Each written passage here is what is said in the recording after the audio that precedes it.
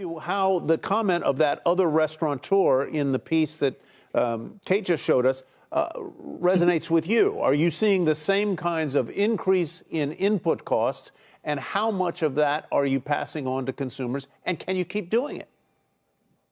Absolutely. We're seeing very similar. What we have certainly seen is that we have about 6.5 million pounds of brisket annually that we purchase. We're one of the largest restaurant purchasers of beef brisket. And so certainly that impacts us. Similarly, we're a completely protein-based menu on most of our core items. And so it certainly is affecting us. We have seen about a 22% across our menu in the past 24 months of food inflation alone.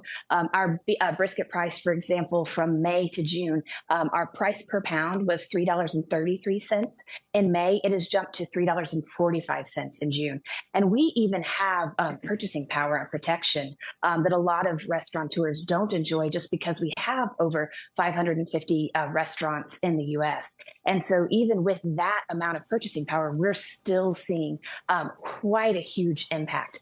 We've certainly reached the point that, no, I don't think that restaurants can pass this on to consumers any longer. Well, that's what I want. I'll come back and ask you that. But, Peter, let me just turn to you with the quick question. Why is this happening? Yeah, it's a great question. So, look, it's a beef cycle, and the beef cycle tends to be relatively long. It's about 10 years in length. We're actually on the downside of that cycle. So fewer cattle means higher prices.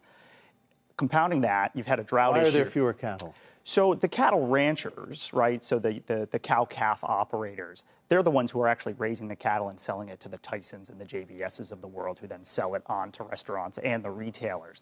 Those ranchers have actually been losing money for every cattle they've been selling because the cattle price has been so low over the past few years. That incentivizes them to take the size of the cattle herd down, which is now why we're starting to see cattle price increase to compensate them for that. But until that happens in a more material fashion, we think that beef prices are probably going to stay higher until the herd re-expands. And those low prices were a pandemic effect back when the economy was weak, or so it's a couple of things. Slaughter? Yeah, it's a couple of things. So first, the beef cycle tends to be more tied to the economic cycle, more so than pork or chicken. But on top of that, beef was kind of outsized hit during COVID.